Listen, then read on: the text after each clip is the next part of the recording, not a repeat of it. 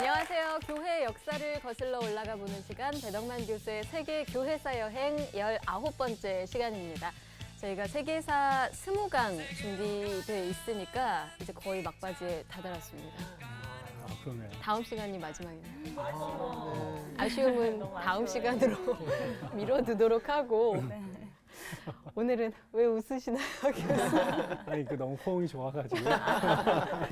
좋으신 건 아니죠? 네, 반반. 네. 반반. 네, 오늘은 어떤 얘기 해볼까요? 예, 그 20세 오늘 하고 다음 주에는 우리가 20세기 기독교 얘기를 좀 하고 싶은데요. 20세기 교회사를 특징 중 제일 대표적인 사건이나 운동이 뭘까 생각할 때 저는 흔히 오순절 운동이라고 대표되는 성령 운동인 것 같습니다. 그래서 지금 뭐 우리나라뿐만 아니라 전 세계적으로 기독교 부흥을 계속 이끌어가고 있는 운동이 오순절 운동인데, 예, 그 오순절 운동으로 대표되는 성령 운동에 대한 얘기를 좀 해보고 싶습니다. 네. 오순절 운동으로 대표되는 성령 운동.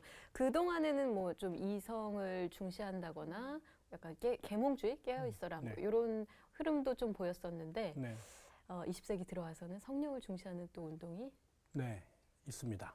있군요. 네네. 자, 그 얘기 오늘 나눠보도록 하겠습니다.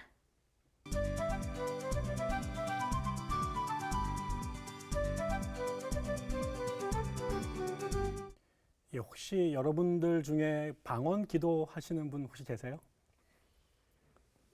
네. 우와, 어허. 두 분 하시네요. 혹시 뭐 질병이 그 기도를 통해서 병이 나았던 그런 경험들 혹시 또 있으세요? 있으시구나. 네. 또 그런 분들이 낫다라는 그런 병을 고침받았다는 간증하는 이야기를 들어보신 분들 있나요? 네. 많이 있죠. 네. 혹시 순복음교회 다니시는 분들 계시나요? 네. 네. 이게 지금 말씀드린 게 보통 우리가 성령 운동과 관련된 사역이 이제 그렇게 진행이 되고 있죠. 한국 교회는 그냥 그 흔히 하는 말로 겉모양은 혹은 교회 간판은 다 장로교회인데 예, 문을 열고 들어가면 다 순복음교회다. 네. 뭐 이런 이야기도 많이 듣습니다. 그래서 교회 숫자로는 장로교회가 제일 많고 또 장로교회 전 칼빈 신앙을 믿는 사람들이 제일 많은 것 같지만 한국 기독교인들의 실제 신앙생활을 보면 성령, 뭐 그다음에 방언, 그리고 신유, 그런 어떤 은사 이런 이야기들을 이제 흔히 하는 그런 게 보편적이라는 거죠. 그래서 오늘 우리가 그런 것들을 우리가 총체로 묶어서 이제 성령 운동이다 얘기를 하고 그 성령 운동에 20세기에 출현해서 가장 그 운동을 주도해 갔던 대표적인 교회 혹은 교단을 따지면 우리가 그런 교회가 이제 여의도 순복음교회로 흔히 대표되는 오순절 성령 운동 이렇게 할 수 있습니다. 도대체 이 운동이 왜 갑자기 그 전에 없다가 20세기에 나타났는가, 또 그게 왜 이렇게 중요할까, 이런 이야기를 오늘 좀 해보려고 합니다. 그래서 우리가 한국 교회는 모두 성령님, 성령 운동 이런 것들이 아주 일반화되고 보편화되어 있는데 그것이 어떻게 출현하게 됐고 어떤 게 기여했고 또 어떤 것도 우리가 좀 더 진지하게 고민해봐야 될까, 뭐 이런 얘기를 좀 해보고 싶은 거죠. 왜 성령 운동이 중요한지 조금 더 먼저 살펴보면요. 1960년대 정도 됐을 때 전 세계의 교회가 심각한 위기에 처합니다. 그건 왜 그러냐면 그동안의 기독교의 중심이 되었던 서유럽, 미국을 비롯한 뭐 영국, 프랑스, 독일 이런 나라들 안에 기독교인의 숫자가 굉장히 줄게 됩니다. 목회자들의 숫자가 줄고 심지어 카톨릭 교회 같은 경우도 역사가 2000년 됐는데 신부님들의 숫자가 준다든가 신학교 가는 신학생 숫자가 준다든가 뭐 당장 교회 출석률이 죽어지면서 기독교가 이러다가 정말 망하는 게 아닌가라는 위기의식이 굉장히 팽배해졌었습니다.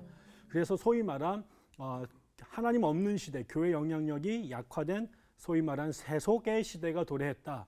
그래서 이제 소위 말한 이런 세속과 관련된 세속화 현상을 다루는 것이 이제 기독교 학자들의 아주 화두였습니다.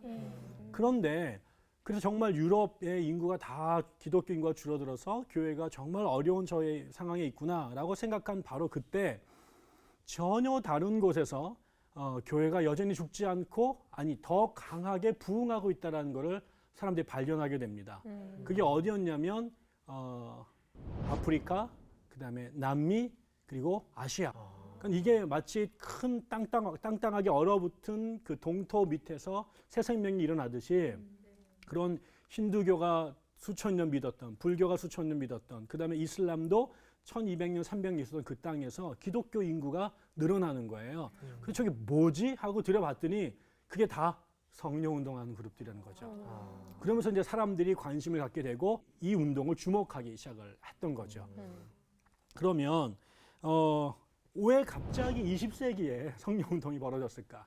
그게 이제 지금은 남반구지만 조금 더 올라가면 20세기가 시작되는 그 지점에 미국에서 그다음에 동시다발적으로 유럽의 아시아와 여러 나라에서 성령 운동이 터집니다.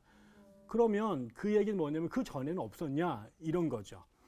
성령이 하나님이신데 그 하나님의 역사가 없었을 리는 없겠죠. 뭐 2000년 내내 성령께서 다 하신 거죠. 그런데 하나님께서 하셨던 모양이 조금 다른 거예요.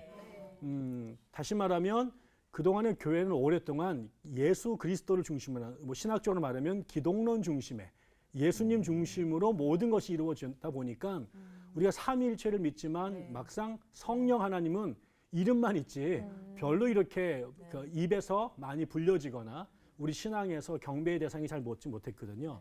근데 20세기에 와서 새삼스럽게 성령 하는 이야기들이 교회에 이제 터져 나오게 된 거죠.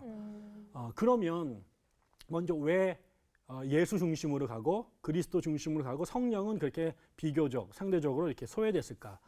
그런 거는 몇 가지 예를 살펴보면 좋을 것 같아요. 먼저 우리가 그 초대교회는 예수님이 누군가를 이해하는 게 제일 중요한 핫한 이슈였습니다. 네. 그래서 온통 예수가 누굴까? 예수님을 어떤 사람은 사람이라고 말하는 사람, 어떤 사람은 신이라고 말하는 사람들 사이에서 예수님이 누군가에 대한 싸움이 오래 갔어요. 그 대표적인 증거가 뭐냐면요. 우리가 갖고 있는 사도신경을 보면 알아요. 여러분이 우리가 산 사도신경을 보시면 사도신경은 우리가 믿는 신앙의 핵심을 담고 있잖아요.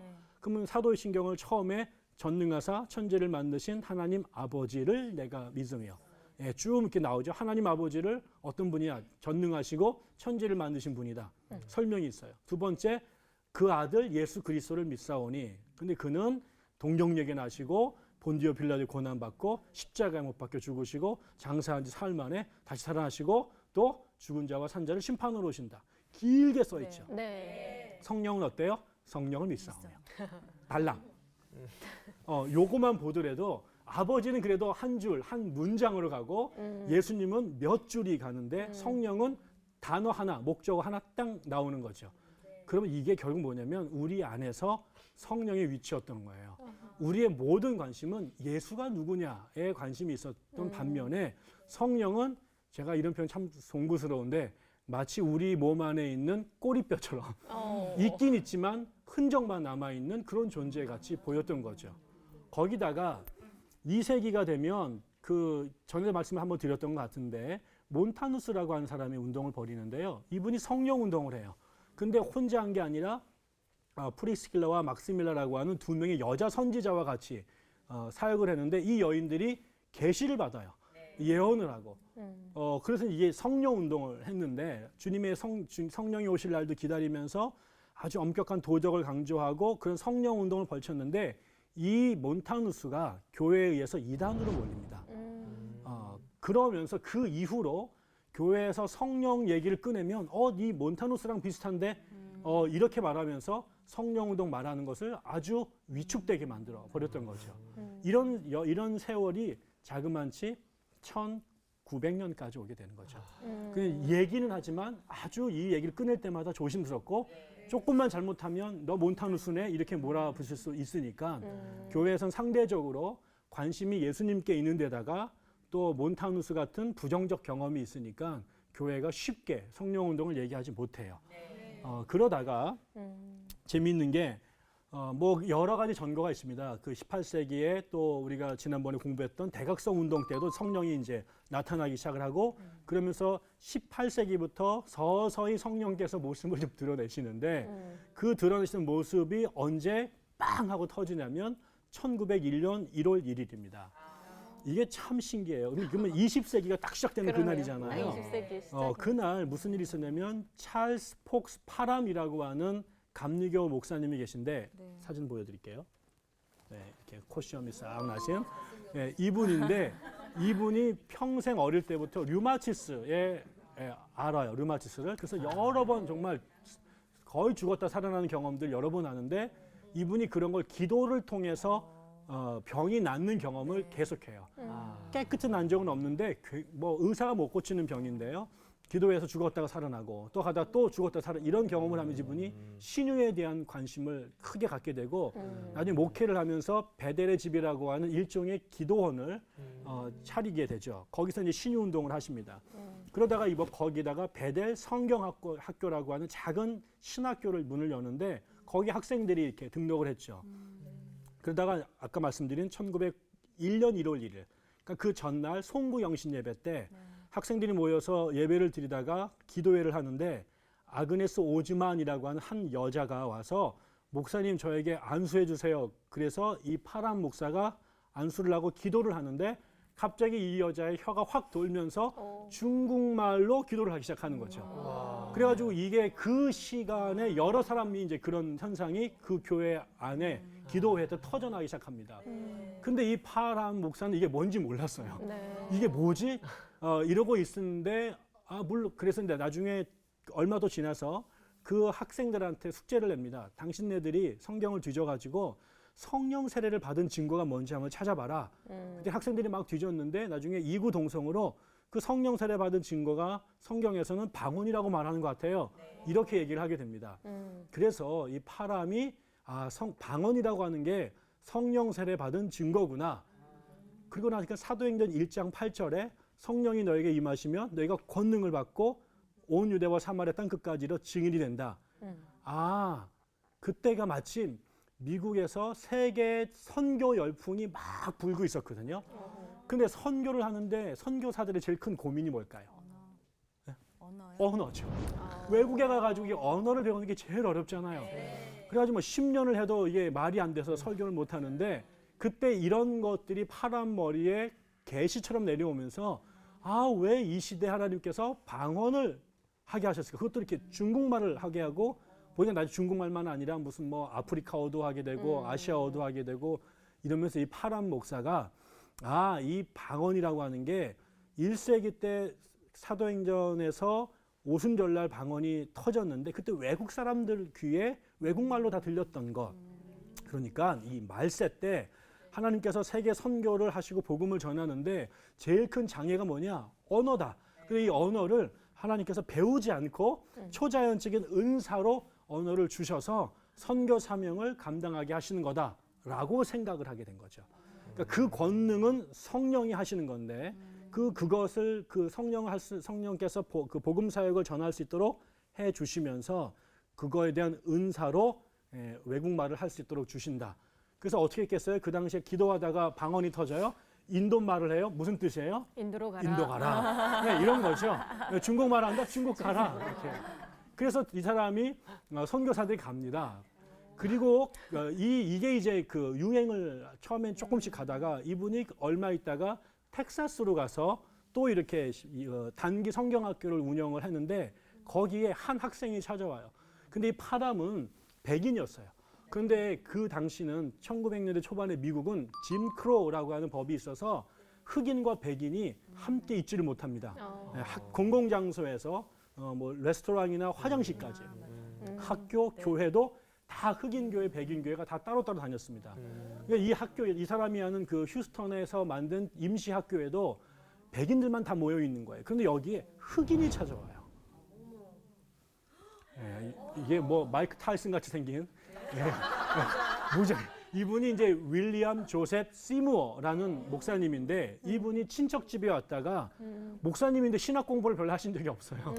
성령은 많이 받았는데 그래서 이분이 이제 그 친척 소개로 그 파라미 하는 신학교에 성경을 공부하러 갑니다. 그런데 백인과 흑인이 같이 못 앉는 거예요. 그러니까 파람이 너 못 온다.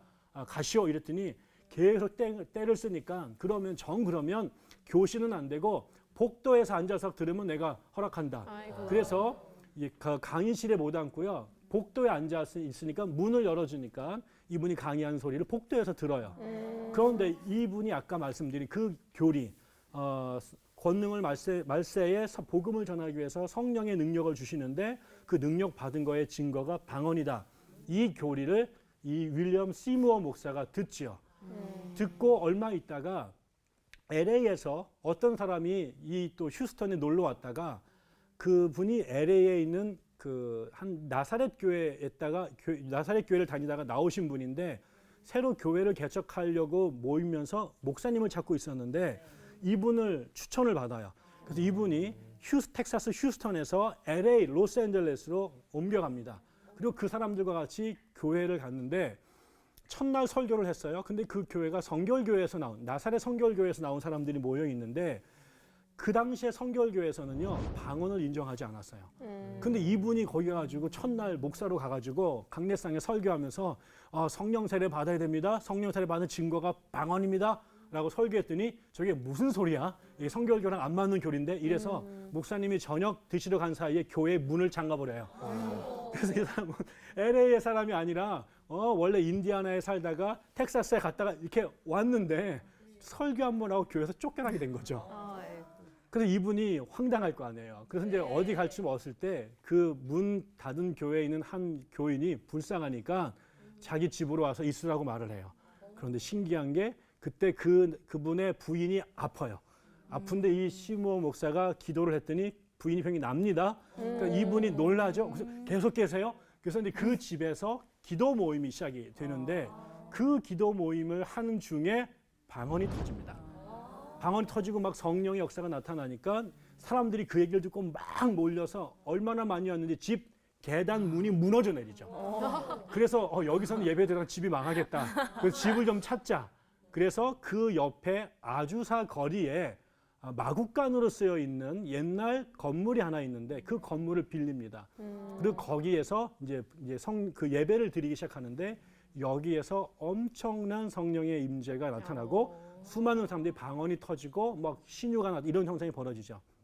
이 교회가 이름이 사도적 믿음 교회, 아포스톨릭 페이스 미션이라고 한 사도적 신앙 선교회라고 하는 이름의 그 집회를 여는 거죠. 근데 그게 아주 그냥 옛날에 마국간 같이 생기던 그런 자리예요.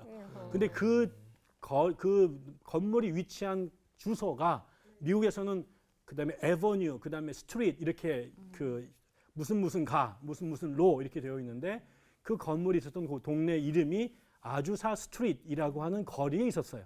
그래서 이게 나중에 아주사 스트리트 부흥운동이라고 알려지게 되는데 이 사람이 여기서 벌어진 이 일들을 조그만 뉴스레터지를 만들어서 전국에 있는 성결교회에다가 보냅니다. 그 얘기를 듣고 사람들이 이게 뭐야? 그래서 목사님들이 이 아주사 스트리트 미션 그 집회 장소로 몰려오게 되죠. 여기서 또 성령을 받죠. 그리고 이 사람들이 자기네 교회 가가지고 또 집회를 하니까 거기서 또 방언이 터지죠. 그것 때문에 아까 성결교회는 방언을 하지 않는단 말이에요. 근데 이분들이 와서 방언을 하니까 그 방언 때문에 성결교회가 둘로 쪼개져요. 그래서 교회마다 목사님이 아주사만 갔다 오면 그 교회가 다 둘로 쪼개지는 거예요. 그래서 이 사람들이 이 방언을 하는 사람들이 결국은 그 앞에 있던 성결교회하고 분리돼서 새로운 교회가 만들어지죠. 이 교회가 소위 말한 오순절 교회가 되고 이 사람들 중에서 백인들이 모이는 교회하고 흑인들이 모이는 교회로 나누어집니다. 특별히 이제 여기서 이제 흑인들이 주로 모이는 교회가 있었는데 그 교회 이름이 Church of God in Christ, 그러니까 하나님 그리스도 안에 있는 하나님 교회. 이름도 이상해요. 그리스도 안에 있는 하나님의 교회가 굉장히 커졌는데 이게 흑인들이 모인 이런 방언을 하는 교회가 되고 여의도 순복음교회가 속해 있는 데가 하나님의 성회인데 그게 Assemblies of God, 하나님의 성회라고 하는 교단이 이거는 백인들이 중심이 된 방언하는 교회가 생겨나게 되죠. 이러면서 20세기에 들어와서 처음으로 방언하는 것이 그 신앙의 목적이 되고 그거를 밖에 성령운동하는 그런 그룹들이 미국에서 이제 막 벌어나게 되죠. 그리고 아까처럼 이 시무어 목사가 보낸 그 뉴스레터지를 미국 사람들도 듣고 그게 외국으로도 알려집니다. 그래서 미국 전역에서 찾아오고 또 세계에서도 막 밀려오면서 여기가 1906년이었는데 1906년부터 9년까지 3년 동안 그 아주사에서 엄청난 그 부흥운동이 일어나게 되고 그게 미국 전역과 세계로 흩어지게 되죠.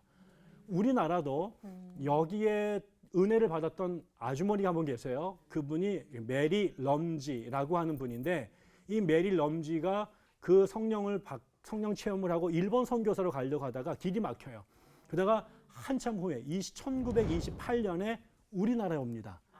그래서 그분이 우리나라에 와서 허홍, 박성산 이런 사람들과 같이 서빙고동에다가 최초의 교회를 세워요. 그게 우리나라의 나중에 조선 오순절 교회가 돼서 우리나라에 처음으로 방언을 신앙의 중심으로 두는 그런 교회가 생기죠. 그게 나중에 순복음 교회도 다 그런 교회를 통해서 나오게 된 겁니다. 네. 그런데 우리가 오늘날 알 때 이 방언하는 교회는 주로 방언만 열심히 하고 전도만 열심히 하는구나 라고 생각을 하는데 중요한 한 가지 기억해야 될 점이 있어요. 그건 뭐냐면 아까 제가 뭐라고 말씀드렸어요? 그 당시 미국은 흑인과 백인이 같이 모일 수 없다고 그랬어요. 그래서 이분이 학교에서 못 들어가고 복도에서 드렸잖아요. 근데 이 시무어가 아주사에서 성령 운동이 터졌는데 방언을 한 것보다 더 놀라운 일이 벌어집니다. 그 뭐냐면 이 교회가 흑인과 백인, 아시아 사람과 인디안, 남자, 여자가 함께 예배를 드립니다. 불법인데도요? 불법이죠. 그리고 사람들이 생각도 못했던 거죠. 근데 이래서 성령이 이 사람이 뭐라고 말하냐면 아주사에서 방언이 터진 것보다 더 중요한 것은 성령께서 인종을 차별하던 그 다른 인종 색깔의 차이를 성령께서 지워버리셨다. 이렇게 얘기를 합니다. 사진 하나 보여드릴게요. 이게 시무어의 그 아주사 부흥운동의 스텝들이 모여있는 자리입니다. 남자, 여자 있죠? 시무어가 있어요. 백인, 백인이에요. 이분이 담임 목사고요. 부목사들이에요. 이런 적은 없었죠. 백인이 하는 교회에 흑인이 종으로 있거나 보조를 하는 경우 있지만 흑인이 하는 사역에 백인이 보조를 하는 경우는 없었어요. 이것이 단 일면이고 그 교회에 성령이 임했을 때 그 성령이 단지 알지 못하는 방언을 말하게 하고 복음을 전하는 것, 이것도 엄청난 일인데 그것보다 더 중요한 건 우리 안에 있는 인간적 편견들. 우리가 오랫동안 흑인을 흑인이라고 안 부르고 깜둥이라고 부르고 아시아 사람들을 아시아 사람이라고 안 부르고 아주 비하해서 부르고 상놈 이런 말들을 쓰던 그런 시대에 그 우리 안에 있는 그 관념이 어떤 식으로도 극복이 안 되는데 성령이 임하자 인간이 못했던 그 일들을 하나님께서 해내신 거죠. 그래서 이 장면이 굉장히 중요한 성령 운동의 역사라는 거예요. 우리가 많은 사람들이 성령을 갖고 방언하는 것이 개인적인 영성을 높이는 데 도움이 된다고 생각하지만 정말 성령이 하시는 그 역사는 도무지 사람들끼리 넘어설 수 없는 인간의 편견, 그다음에 증오, 나눔, 분열 이런 것들을 넘어서게 하는 그게 진정한 의미의 성령의 역사이라고 하는 것을 기억하면 좋을 것 같습니다. 그리고 또 하나 재미있는 건요. 이 시기에는 그 성령들이 갖다 다 가난하신 사람들을 여겼어요. 근데 가난한 사람들이 되면은요 재미있는 게 부자들이 안 옵니다. 근데 사회에는 가난한 사람도 있고 부자도 있고 지위가 낮은 사람도 있고 높은 사람도 있는데 아까 말씀을 드렸잖아요. 이게 처음에는 인종의 벽을 넘어서요. 그런데 그 다음에는 뭐가 넘을까요? 그 다음에 계급의 벽을 넘습니다. 처음에는 흑인들만이 그다음에 가난한 사람들이 모이죠. 그러니까 처음에는 사람들이 저거는 가난하고 무식한 사람들만 저런 거 하는 거야. 거기가 박수치고 넘어지고 소리 지르고 그거는 공부한 사람들이 하는 게 아니야. 이게 생각을 했는데 신기한 게요. 1950년대 초반에 미국의 종교사회학자가 조사한 기록이 있는데 1950년대 초반이면 이 운동이 터진 지 한 50년 됐을 텐데요. 미국에서 가장 가난한 사람들이 다니는 교회, 그다음에 가장 부자가 다니는 교회를 쭉 이렇게 순서를 매겼는데요. 가장 가난한 사람들이 다니는 교회 1등, 뒤에서 1등이 여호와 증인, 그다음에 그 뒤에서 2등 오순절 교회, 그다음에 제일 부자가 다니는 교회 성공회 이거였어요. 그런데 바로 60년이 되면요. 이때부터 처음 터지고 나서 60년이 지났을 때 성령이 역사를 하시는데 어떻게 가느냐. 이건 하나님께서 하신 참 놀랍습니다. 제일 가난한 사람들한테 하시다가 60년이 딱 되자 두 군데서 일이 벌어지는데 하나는 그 미국의 그 캘리포니아에 성공의 교회가 있는데요. 성공이 뭐라고 그랬어요? 제일 부자가 다니는 교회예요. 거기에 데니스 베니시라고 하는 목사가 있는데 보세요. 이렇게 생겼어요. 이분이 있던 교회에 여기에 성령이 임합니다. 그리고 이분이 방언이 터집니다. 성공의 목사가. 이거는 성공의 목사는 가장 공부를 많이 한 사람이고 목회하는 사람 제일 부자들이 모인데요. 그런데 거기서 방언이 터져요. 근데 그러니까 교회에서 이 사람을 쫓아냅니다. 그래서 가장 사람들이 목회하기 어려운 동네로 아오지탄강으로 보내버리는 거예요. 그런데 그 아오지탄강으로 가는데 거기서 더 대박이 나는 거죠. 그래서 이 교회가 그 동네에서 제일 큰 교회가 되면서 이 운동이 이거는 하나님이 하시는 거구나, 막을 수 없구나. 그러면서 이게 그 성공회를 휘감게 되죠. 그 다음에는요, 재밌는 게 같은 시기에 미국에서 제일 공부를 잘하는 아이들이 다니는 학교가 있는데 그게 하버드, 예일 뭐 이런 학교들이잖아요. 그 다음에 카톨릭 사람들이 다니는 대학 중에 제일 좋은 대학이 노틀담 대학입니다. 그런데 요 시기에 60년대 말 70년대 초반에 예일 대학교의 학생과 교수들이 기도를 하는데 거기에 성령이 임해서 방언이 터집니다. 그 다음에 노틀담 대학에서도 이런 똑같은 현상이 벌어지는 거죠. 그러면서 결국은 이게 가난한 사람들만의 운동이 아니라 모든 사람들에게 필요한 운동이구나 하게 되면서 이게 전통적인 오순절 교회 말고 그 부자들이 다니던 교회, 조금 더 계급이 좀 나은 사람들이 다니던 교회, 좀 더 공부를 많이 한 사람들이 다니던 그런 일반 교회로 성령의 불꽃이 빵 하고 옮겨 붙습니다. 그래서 감리교회, 장로교회, 회중교회, 성공회, 루터교회 이런 교회들로 성령이 옮겨 붙어요. 그런데 중요한 건 이 교회들은 그전 같으면 교회에서 만약에 장로교를 다니는데 내가 방언을 한다. 쫓겨났습니다. 근데 이번에 사람들은요, 안 나가요. 안 나가고 남고 못 쫓아내. 왜? 너무 많아졌어. 한 명이면 쫓아내는데 여러 명이면 못 쫓아내죠. 이 사람들도 안 나오고 자기네 교회에서 장로교인의 정체성을 갖고 성령 운동을 해요. 전에 사람들은 그 전에 오순절 교회들은 성령을 받으면 방언을 해야 돼. 이 방언과 성령 운동을 이렇게 동일시했는데 이 사람들은 꼭 방언일 필요는 없다. 방언도 있지만 신유도 있고 예언도 있고 성령 운동을 좀 더 넓게 이해하자. 그래서 그러다 보니까 이분들이 굳이 나올 이유가 없이 기존 교회 안에서 성령 운동을 하게 된 거죠. 그래서 지금도 우리나라에 장로교인인데 방언도 하고 신유 운동 하시는 그런 교회들 있잖아요. 이런 분들을 앞에 아까 파람과 시무어를 통해 만들어진 것을 우리가 오순절 교회, 나중에 그를 고전적 오순절 운동이라고 말하면 이 뒤에 나오는 이런 기존 교회에 남아 있으면서 성령 운동한 사람들을 신 오순절 운동 혹은 은사주의 운동이라고 부릅니다. 그래서 은사주의 캐리스매틱 무브먼트라고 하는 것이 이 운동에 생기게 되죠. 그리고 또 한 가지 재밌는 거를 더 가기 전에 그 고전적 오순절 운동 중에 아까 제가 인종의 벽을 넘어섰다. 그 다음에 계급의 벽을 넘었다. 또 하나가 중요한 게 뭐냐면 성의 벽을 넘었습니다. 그 동안에는 교회는 남자들 판이었잖아요. 신학교 남자들만 가요. 그러니까 신학교 남자밖에 안 가니까 안수도 남자밖에 못 받고 여성들은 뭐예요? 주일학교 반사나 사모님 정도 돼야 어깨 힘주고. 우리가 지난번에 선교 운동하면서 그 선교 운동에 여자들이 많이 지원한 이유가 해외에서는 리더십을 발휘할 수 있었기 때문입니다. 비슷한 현상이 이때 오순절에 벌어집니다. 남자들만이 독점하던 교회 안에 공부는 남자들만 사회적으로 제한해서 입학생을 안 받으니까 못 갔는데 성령은 요엘 선지자가 뭐래요? 내가 말세가 되면 성령을 부어주는데 남종이나 여종이나. 그러니까 이 성령 운동이요, 성령이 남자에게만 온 게 아니라 여성들에게도 임해요. 그러면서 미국에서 아주 유명한 여자 부흥사가 나타납니다. 이 사람 이름이 에이미 샘플 맥펄슨이라는 여자인데 이분이 신유 운동을 하던 분인데요. 1920년대 초반에 미국에서 교단을 세워요. 여자가 교단을 세웁니다. 교회를 세우는 게 아니라 교단을 세워요.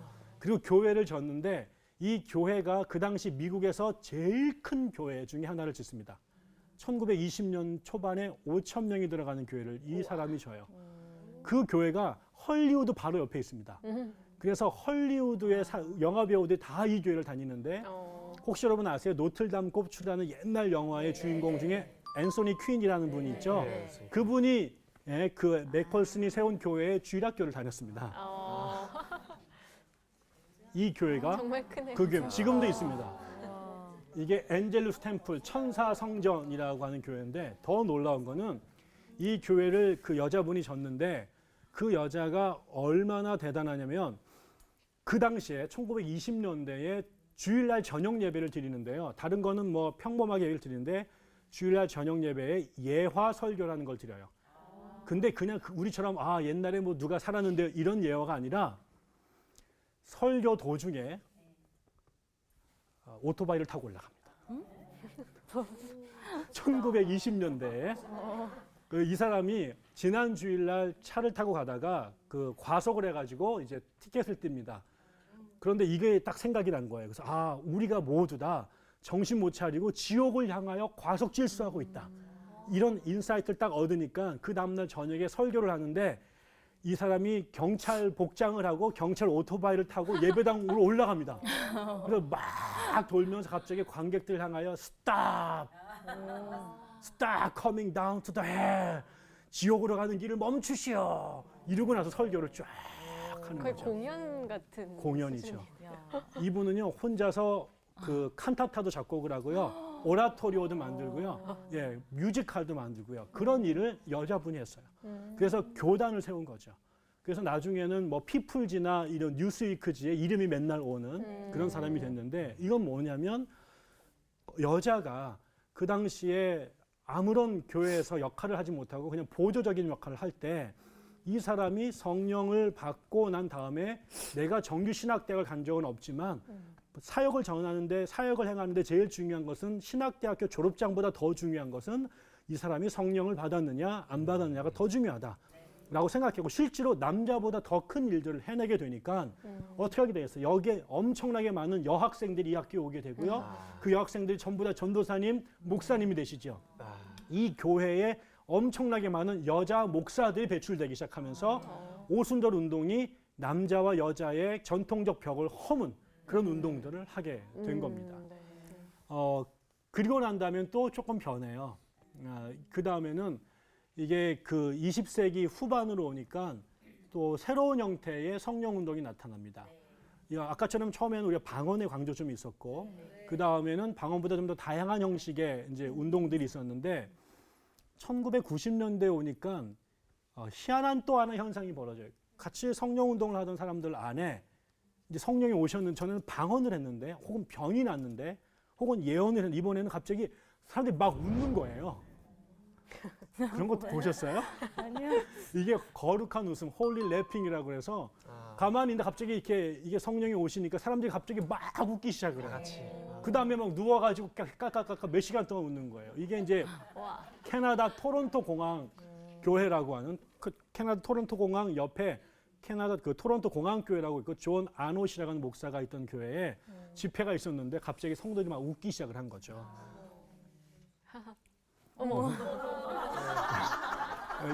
우리는 흔히 은혜를 받았으면 우리가 언제 은혜 받았느냐? 울었을 때. 맞아요. 감동받아가지고 울면은 오늘 성령께서 임하신 걸라고 받고 우리는 주로 울었잖아요. 근데 이 동네는 안 울고 이제 웃는 현상들이 이제 벌어지게 된 거죠. 실제 그 장면을 찍은 거예요. 네, 그런 거죠. 누가 가서 또 진짜요? 찍었네요. 네, 이런 현상들이 이제 벌어지게 됐어요. 이것이 되게 논쟁이 많이 됐고 한국에서도 제 기억에도 1990년대에 우리나라 목사님들이 이거를 보러 엄청나게 캐나다로 많이 갔습니다. 그래서 대한항공 캐나다 편이 대박이 났다고 해요. 갈 일이 없는 나라인데 이거를 보러 그게 대부분이 목사님들이 가셔서 왔는데 우리나라에서는 이게 잘 안 번져졌어요. 네, 다행인지 불행인지. 그리고 난 다음에 최근에 와가지고 또 하나 중요한 현상이 벌어진 거는 그 미국의 교회 성장학자로 유명한 분이 있어요. 그게 이제 그 피터 와그너라는 분인데, 네, 이 사람이에요. 이 사람은 교회가 성장하는 것을 연구했던 그런 선교사였기도 하고 교회 성장 연구가였어요. 근데 이분이 꼭 연구를 해보니까 최근에 미국 교회가 더 이상 부흥하지 않는 거예요. 성장하지 않는 거예요. 왜 그런 거 봤더니 더 이상 교회가 영적인 힘을 잃어서 세속화, 그 다음에 종교다원주의 사회 이런 데에서 힘을 못 쓰고 있다. 그래서 이제는 보다 강력한 교회 리더십이 필요하다라고 생각을 해요. 이 사람이 연구를 해보니까 에베소서 같은 신학 성경에 보면 초대에는 5가지 직분이 있었더라고요. 그런데 우리는 지금 목사도 있고 교사도 있고 전도자도 있는데 오늘날 교회에 뭐가 없나 봤더니 사도하고 예언자가 없더라는 거예요. 그래서 이 시대에 이 5가지 직분을 온전히 회복시켜야 된다. 특별히 이 시대에는 예언자와 사도의 직분이 필요하다. 그래서 이제는 목사 정도의 이 영적인 능력 갖고는 안 되고 초대교회에 사도와 같은 권능이 있는 리더가 세워야 된다. 이래서 새로운 운동을 시도해요. 그래서 이 사람들이 신사도 개혁 운동이라고 하는 운동을 만들죠. 이 사람들은 다 똑같이 이런 오순절 운동하고 비슷한데 그것에서가 새로운 이 5가지 직분을 끌어와야 된다. 그리고 특별히 중요한 게 방언이나 신유보다 예언이 필요하다. 예, 이런 그 예언자하고 사도를 회복시키는 운동을 하게 되죠. 최근에 우리나라에도 이제 이분 통해서 이 운동이 들어와서 학계에 아주 굉장히 뜨거운 감자가 되고 있죠. 어때요? 여러분들은 성령 충만하신가요? 우리 이 모임에 성령이 임하셨나요? 아멘. 강의를 마치면서 이런 말씀을 드리고 싶어요. 성령 운동이 지금 말씀드린 이 오순절 운동은 성령이 돌아가셨다가 20세기에 살아나신 게 아니죠. 성령은 늘 우리와 계셨고 모든 사역이 다 성령께서 하신 거죠. 그런데 20세기를 위한 하나님의 특별한 섭리와 계획이 있어서 또 다른 형태의 성령 운동이 나타난 거예요. 그 전에 건 성령 운동이 아니고 이것만 성령 운동이 아니라 다른 모습의 성령 운동, 다른 영역의 성령 운동이 나타난 거죠. 그래서 그 전에는 방언하지 않고도 이런 게 없어도 하나님께서 신앙생활 다 충분히 잘했는데 특별한 하나님의 섭리 가운데 이런 모양의 성령 운동이 필요하셔서 주셨다고 생각이 들어요. 실제로 그래서 성령에 대한 관심이 없었던 사람들, 그 다음에 영적인 능력이 없어서 복음이 잘 증거되지 않았던 곳에 이 성령 운동이, 이 오순절적 성령 운동이 죽어가던 교회를 살리고 더 많이 기도하게 하고 더 열심히 전도하게 하는데 큰 공헌한 거 절대로 무시할 수 없어요. 그러나 동시에 이것만이 성령 운동이다. 성령 운동 꼭 이렇게 방언하고 신유하고 예언하는 것만 성령 운동이고 지금처럼 우리가 지금 이렇게 스튜디오에서 교회사를 하는 거 성령 운동 아닐까? 저는 그렇게 생각하지 않습니다. 지금도 성령의 도움으로 저도 강의하고 우리가 성령의 말씀을 듣는 거고 일선에 목회하시는 분도 다 성령의 은혜로 하시는 거고 우리 뭐 지은 씨나 다 찬양하는 거 그다음에 이 CBS에서 봉사하는 거 다 하나님의 은혜와 능력을 하는 거죠. 그래서 성령 운동이 이게 유행하고 또 힘이 있다고 그래서 모든 성령 운동을 이것으로 환원시킨다거나 이거는 진짜고 나머지는 아니다라고 하는 이런 태도는 굉장히 위험하다고 생각이 듭니다. 다만 저는 이런 오순절 운동을 통한 그 운동의 좋은 측면들 이런 것들은 좀 계속해서 교회를 생기 있게 하는데 좀 유지가 됐으면 좋겠고요. 또 문제점들 많아요. 아까 예언하다 잘못하고 또 고치다가 때니 잘못 기도해가지고 죽이고 방언했는데 이게 방언이 뭔지 잘 모르는 거 막 이렇게 하고 이래서 오히려 은사가 교회를 어렵게 하거나 시험에 들게 하는 경우도 많기 때문에 그런 거는 우리가 반드시 조심해야 된다. 네. 혹시 뭐 질문 있으세요? 질문보다는 저는 그런 생각이 드네요. 우리가 시대가 막 이렇게 좀 뭐랄까 급변하고 좀 더 특별한 시대를 좀 살게 됐잖아요. 20세기를 기준으로 어떤 전기도 그렇고 여러 가지 발전이 그래서 어쩌면 성령님이 좀 더 본격적으로 드러나시고 본격적으로 도우시는 거 아닌가. 늘 일을 하고 계셨지만 우리를 더 돕기 위해서 우리의 방향이 너무 잘못되는 것은 하나님께서 또 성령님을 통해서 도우시는 게 아닌가. 정말 성령님이 바쁘시겠구나. 성령님 바쁘신 시대가 되지 않았나. 뭐. 네, 그런 또 생각이 들었습니다. 네. 네, 뭐 저도 보면은 이렇게 쭉 얘기를 들었을 때 종합적인 건 항상 다 도구라는 생각이 들어요. 그 어떤 모양이냐. 근데 사람마다 마음을 뺏기는 부분이 다 틀린 것 같다라는 생각을 했어요. 그러니까 결국에는 그 도구가 화려해 보여서 그게 전부인 줄 알고 가는 그 방향이 잘못된 거지 어떤 모양, 어떤 모습인지는 그렇게 중요한 것 같지 않고 여전히 성령님 우리를 도우시고 이렇게 일하신다라는 마음이 오늘 좀 꽉 찼던 것 같아요. 네. 네. 네, 20세기 들어서 나타난 새로운 성령 운동의 모습들 살펴봤는데요. 다음 주는 마지막 시간입니다. 네. 어떤 얘기로 마무리해 주실 거예요? 저는 그 성령이 오셔서 하는 일이 뭘까? 하나님께서 하시는 일이 뭘까? 그래서 저는 그거를 변화, 또 구원, 또 해방 이라고 생각합니다. 그 예수님께서 성경을 읽으시면서 이사야서에서 성령이 너에게 임하시면 너희가 가난한 자에게 복음을 전하고 억눌린 자들을 해방케 하고 아픈 자들을 치유하고 이런 역사가 나타난다고 말했잖아요. 그러니까 결국은 복음, 하나님의 영이 간 곳에는 온갖 형태의 억눌림을 받았던 사람들이 자유롭게 되고 노임받고 또 악한 것에는 저항하고 이런 것들이 있었다고 생각이 듭니다. 근데 20세기에도 그런 역사들이 1960년대, 70년대에 전 세계에서 이렇게 터져 나옵니다. 다양한 형태의 성령에 의한 해방 운동들, 억압들에 저항했던 운동들, 우리가 늘 순응하고 침묵한 게 아니라 죽음을 무릅쓰고 악에 맞섰던 이런 사람들 이야기 마지막으로 하고 저의 모든 강의를 마치고 싶습니다. 네, 다음 시간도 기대하면서 오늘은 여기서 마치도록 하겠습니다. 오늘 함께해 주신 교수님 그리고 박지연 씨, 이현영 씨 고맙습니다.